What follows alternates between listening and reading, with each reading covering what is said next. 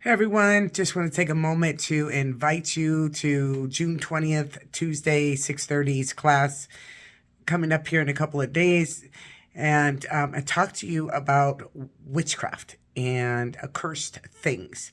What are they? Do they exist? Is there any validity to objects having a curse on them or objects where demonic powers can attach to them? Is there any validity in witchcraft? Are warlocks and sorcerers and witches real?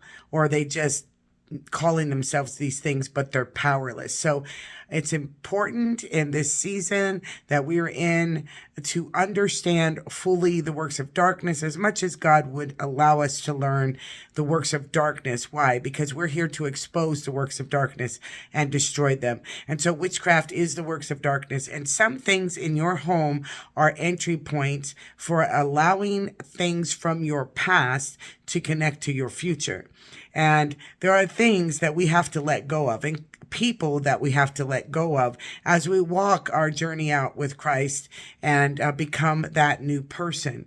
We're immediately spiritually made a new person when we become believers in Christ, but our soul, our mind, will, emotions, feelings, opinions, desires, will, our rebellious will is not necessarily born again at exactly the same time we get that new spirit. And so our new heart needs to become manifested.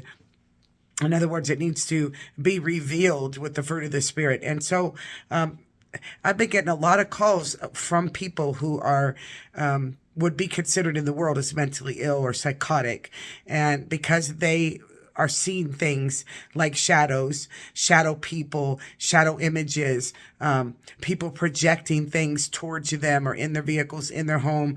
They're seeing things in what they believe is their eyesight, not just in their mind. And so what they're and then they're of course being diagnosed with mental illness. Some of them are not diagnosed. Some of them are just really seriously desperate, and they know that their situation requires some extra help because it's a spiritual problem. But the world doesn't believe in those things. The psychiatric world does not believe in spiritual problems. So they're not going to help you with spiritual problems. They're going to give you medication. They're going to drug you. And then your spiritual problems are going to become a mental problem on top of a spiritual problem, because now you're going to have drugs in your system.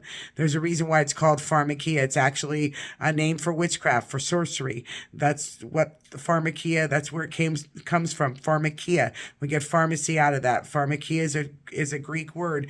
And it means sorcery. It means druggist. It means potions. It means spells.